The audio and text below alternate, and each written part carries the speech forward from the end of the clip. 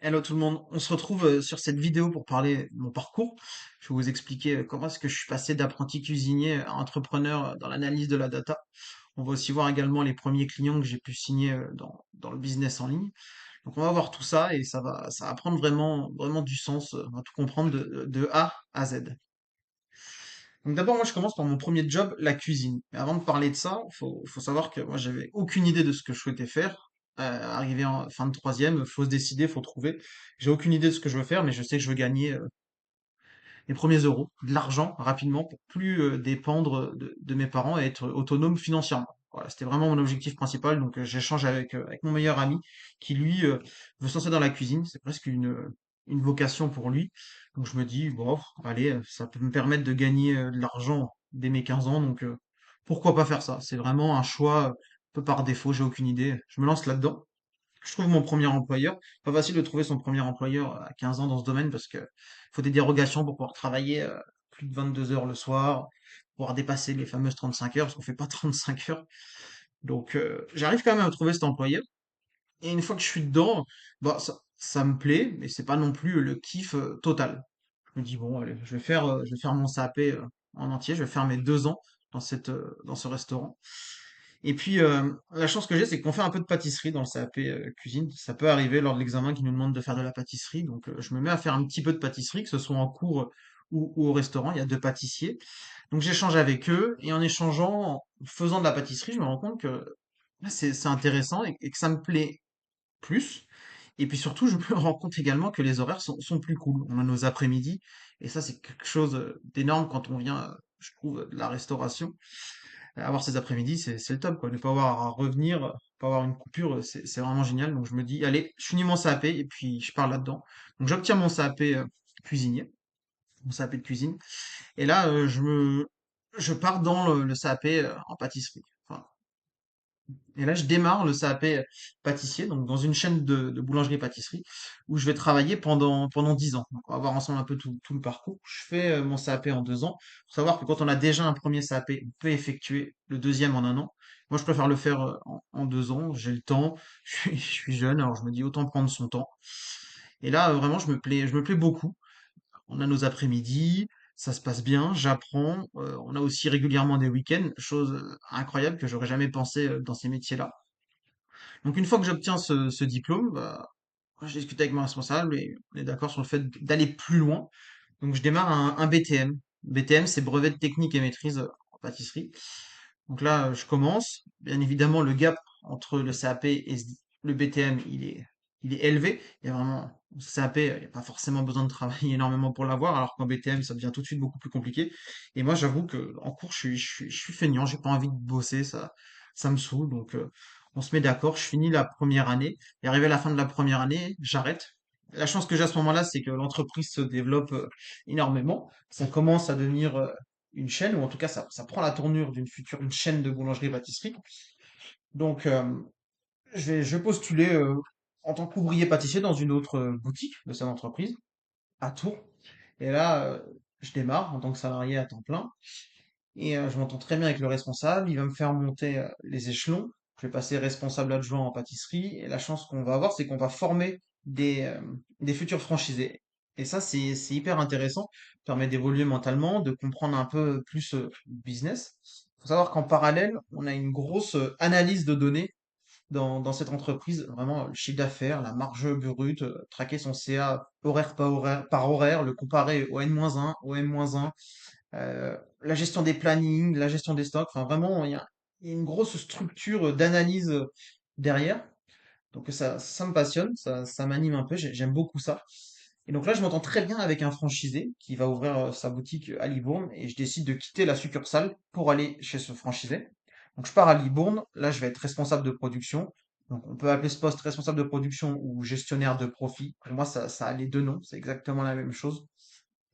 Et donc là, recrutement de toute l'équipe, donc une équipe de 15 personnes à peu près en production, où je dois gérer la boulangerie, la pâtisserie, le traiteur, et en même temps, ce gros traquage de données pour pouvoir prendre de meilleures décisions, savoir quel produit est le plus vendu, etc.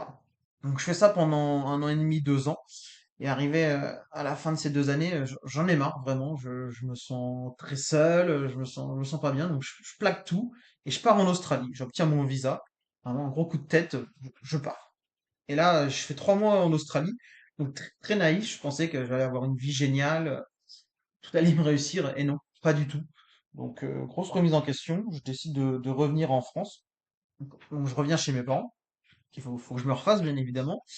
Et je décide de recontacter cette entreprise et ils sont top parce qu'ils me reprennent.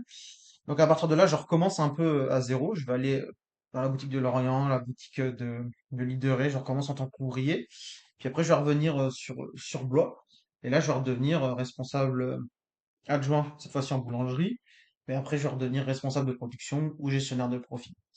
Donc j'arrive à la fin de mes 10 ans chez eux, je quitte l'entreprise. Enfin, je suis licencié via une rupture conventionnelle. Ça tombe bien parce qu'on n'était plus en accord. Ça me convenait plus la tournure qu'elle prenait. Ils étaient plus en accord avec ce que moi je faisais. Donc on part en bon terme, rupture conventionnelle.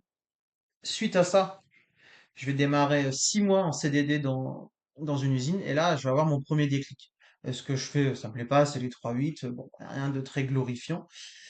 Donc là, je me déclare à Pôle emploi grâce à la rupture conventionnelle. Et là, je me rends compte que je touche exactement la même chose en étant au chômage, en travaillant à l'usine. Donc là, gros déclic. Je me dis, c'est parti, c'est le moment de faire cette reconversion que je souhaitais faire. Donc moi, mon idée, c'était à la base, c'est de me reconvertir dans le monde de l'informatique et dans un métier où, en fait, il y a cette analyse de chiffres, mais je ne savais pas quel métier faire. Donc je démarre un bilan de compétences. Suite à ce bilan de compétences, c'est le métier de data analyst qui ressort. Donc je cherche et je me rends compte qu'il y a la Wild Code School qui fait des bootcamps de 5 mois à distance. Donc c'est parfait, pas besoin de monter pour moi sur Paris, il y a juste à avoir un bon PC, un deuxième écran et on peut tout faire de chez soi. Donc je fais ce bootcamp de 5 mois en tant que data analyst, ça me permet d'avoir des bonnes bases, de mettre un pied dans ce monde-là. Et je me rends compte qu'à la fin de ces 5 mois, pour moi, c'est trop juste pour avoir un premier emploi, je me sens pas du tout compétent et je veux surtout acquérir encore et encore plus de connaissances. Donc là, je recherche une alternance. Je trouve le CEFIM, l'école du web et des réseaux, à Tours. Et là, je cherche mon premier employeur et grâce à eux, je trouve enfin mon premier employeur dans la data. Donc là, je démarre mon alternance de 16 mois. Donc ça se passe très bien. Il s'agit d'un cabinet comptable. Je prends en connaissance, j'acquiers des compétences, notamment sur l'outil Power BI. Je vais en cours, hop, ça se passe bien. Et pendant cette alternance, je vais avoir un second déclic. En fait, je regarde beaucoup de vidéos YouTube, je m'intéresse au monde de l'entreprise, je m'intéresse beaucoup plus au business en ligne, aux infopreneurs qu'il peut y avoir dedans. J'aime bien regarder les chiffres. Peu de monde, je trouve, explique les chiffres qu'ils peuvent réaliser. Et là, je tombe sur Antoine Blanco et je me rends compte que c'est le premier à détailler autant ces chiffres. Et là, j'ai ce fameux déclic. Je le vois avec ses Google Sheets, comme on peut le voir là sur le screen. Le mec, il fait 100 000 euros à peu près à ce moment-là, en septembre 2023, et il utilise uniquement Google Sheet pour visualiser l'ensemble de ses datas. Alors moi, en entreprise, je me rends compte que beaucoup utilisent Excel ou d'autres pour avoir la donnée, mais ils souhaitent passer un gap et visualiser leurs datas plus facilement. Et c'est là où je me dis, peut-être quelque chose à faire, connecter Google Sheet avec Power BI pour faciliter en fait la visualisation de la data des personnes dans le business en ligne, des infopreneurs, et du coup leur permettre de prendre des décisions plus faciles, que ce soit sur du court, moyen ou long terme. Là, je me dis, allez, je vais faire des tests, je fais mes petits tableaux de mon côté. Et là, je vais m'intéresser au monde du business en ligne. Moi, j'y connais strictement rien en business. Je suis encore en alternance. J'ai pas fini mon alternance. Donc, j'ai besoin d'aide. Donc, je vais démarrer plusieurs formations. Enfin, je vais commencer par une première formation. Et c'est grâce à cette première formation, en même temps que mon alternance, que je vais signer Antoine Blanco, mon premier client. Et là, ça va être un peu effet boule de neige. Je suis pas un pro du business en ligne, je suis pas le meilleur. C'est pas quelque chose qui me passionne non plus à ce moment-là. Mais je me dis, si j'arrive à signer une personne connue et que j'arrive à négocier une recommandation, ça peut démarrer. Et c'est exactement comme ça que ça se passe. Je vais signer Antoine Blanco. Donc, pour le signer, je vais d'abord lui créer un premier tableau de bord gratuit pour voir si c'est un réel intérêt pour lui, étant donné que c'est le premier client. Il se rend compte que c'est un intérêt. Donc derrière, on part sur 4 tableaux de bord en tout. Et après, on re-signe pour 2 autres tableaux. Donc ça fait 6. Et suite à ça, j'obtiens la recommandation sur Instagram. Et c'est là vraiment que tout va démarrer. Donc on est en juillet. Juillet, je finis mon alternance. Donc je signe mon CDI derrière. J'obtiens mon diplôme d'ailleurs de concepteur et développeur d'application. Et en parallèle de ce CDI, bah, je continue d'avoir des clients. Donc là, j'ai Mathis Chloé qui va me contacter. Je vais avoir Norton Sonner pour un pro musique qui a vu pareil les vidéos YouTube d'Antoine où il explique comment il analyse avec Power BI. Donc je me dis, bah allez, c'est parti. On continue de faire ça en même temps. Ça me permet, moi, d'acquérir des compétences, de commencer à avoir une petite vraiment notoriété.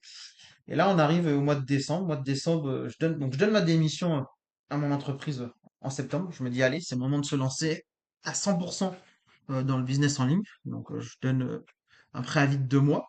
J'avais un préavis que d'1 mois, mais je me donne 2 mois pour pouvoir un peu tout mettre en place, continuer à me former. Donc, en parallèle de ça, je prends une deuxième formation pour monter en compétence vraiment dans le business. Et là, décembre, je vais signer Lucas Chantreau, qui va être du coup mon troisième client. Puis ensuite, la société Darkshine.io, que vous connaissez peut-être, affiliation de casino en ligne. Et là, je me dis, allez, c'est le moment d'être à 100% dedans, donc on décembre, puis janvier. Et c'est comme ça que j'en arrive à devenir entrepreneur dans l'analyse de la data. Donc ensuite, quels sont en fait les objectifs que je souhaite mettre en place là en 2025? Ça va être d'abord de commencer la création de contenu. Moi, je suis pas connu sur les réseaux, ou très peu. J'ai pas fait de contenu. J'ai uniquement signé mes clients sur du bouche à oreille. Ça m'a permis de structurer déjà ma première offre, qui est vraiment du personnalisé, mais aussi d'en lancer une deuxième où ça va être des templates tout prêts que je délivre en fonction du besoin. Donc là, le but, c'est vraiment de se faire connaître, démarrer à 100% sur Instagram, puis YouTube, puis LinkedIn.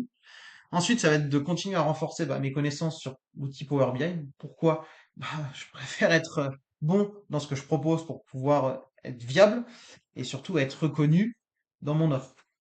Ensuite, ça c'est un objectif qui va arriver vraiment sur du long terme, plutôt fin 2025 et peut-être début 2026, ça va être de proposer des nouveaux connecteurs. Là, je suis concentré sur le fait de connecter Google Sheet à Power BI, donc je vais faciliter la visualisation de la data et permettre de prendre des décisions plus rapides à partir de données stockées sur Google Sheet. Donc le but, ça va être de faire une refonte des Google Sheets pour faire gagner du temps sur la saisie, automatiser potentiellement certaines saisies de data, et ensuite de le connecter, d'avoir des beaux tableaux de bord qui nous permettent d'avoir ces décisions plus viables sur du court, moyen ou long terme.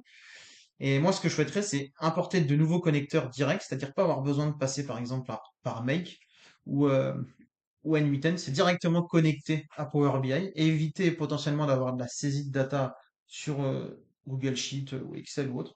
Mais ça viendra vraiment sur du long terme, fin 2025, début 2026. Et puis, bien évidemment, ça va être d'améliorer mon mental et mon physique, parce que je me suis beaucoup laissé aller ces dernières années. J'ai pris pas mal de poids. Donc, le but, c'est de reforger son mental, continuer à lire encore, acquérir d'autres connaissances autres que sur Power BI ou dans le business, et puis revenir à la salle de sport pour trouver un physique